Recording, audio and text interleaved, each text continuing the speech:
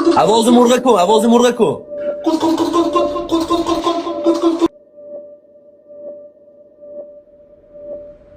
истифода аз шабакаҳои иҷтимоӣ низ фарҳангу одоб ва меъёрҳои хоси худро дорад.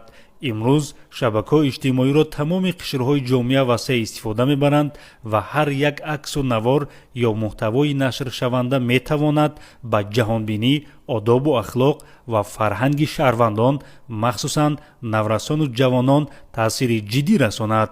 мутаассифона то ҳол баъзе аз истифодабарандагони шабакаҳои иҷтимоӣ дидаву дониста бо мақсади зиёд намудани шумораи обуначиён, ҷалби таваҷҷӯҳи бештар ва ба даст овардани манфиати молиявӣ ба нашру паҳнсозии маводҳои ғайриахлоқӣ идома медиҳанд. дар ҳамин замина аз ҷониби кормандони шуъбаи кофтукови ҷиноятии раёсати вазорати корҳои дохилӣ дар шаҳри душанбе амалиёти махсус баргузор карда шуд. дар натиҷа шаҳрвандон қосимов идибек соли таваллудаш 1994, алимов фаррух соли таваллудаш 2007, алохонзода муборакшо соли таваллудаш 2003, олимов ҷомӣ соли таваллудаш 2001 ва гасанова фотима соли таваллудаш 2004 дастгир гардиданд. муайян карда шуд ки номбурдагон тавассути шабакаҳои иҷтимоии тикток, инстаграм, бигалайф ва гурӯҳҳои имо пайваста пахши мустақим анҷом дода зимни баромадҳои худ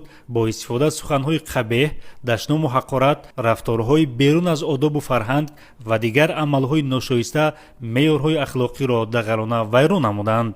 ман 2 сол мешавад дар шабакаҳои иҷтимоӣ видеои бадахлонака пахш мекардам.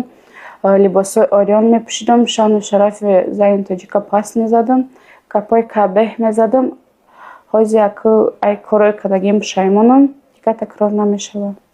махсусан шабакаи иҷтимоии бигалайф имрӯзҳо ба майдони пахши мустақим ва паҳнсозии амалҳои ғайриахлоқӣ табдил ёфтааст. чуноне ба мушоҳида мерасанд, мутаассифона имрӯзҳо шумораи зиёди ҷавондухтарону ҷавонписарон аз он истифода намуда дар пахши мустақим амалу рафторҳои ғайриахлоқиро анҷом медиҳанд. муддати 2 сол мешавад дар бигалайф эфир мекунам, мардума дашно мекунам, ҳақорат мекунам. 10 рӯз пеш дар ҳамин пашти мустақил дар эфири худам эфир кардам, зиёда 400 нафар зиёд буд, ҳақоратҳои безебшон кардам, дар ҳолати маст будан, ҳар якашон бахшиш мепурсам.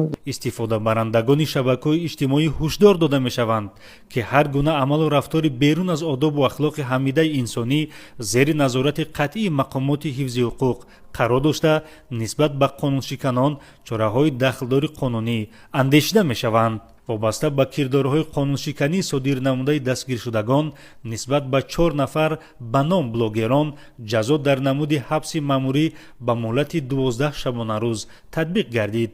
номбурдагон давоми муҳлати ҳабси маъмурӣ ба иҷрои корҳои тамизкорию рӯбучин ва дигар корҳои манфиатноки ҷамъиятӣ сафарбар карда мешаванд. нисбат ба гасанова фотима бошад, нисбаташ ҷаримаи маъмурӣ таъин карда шуд.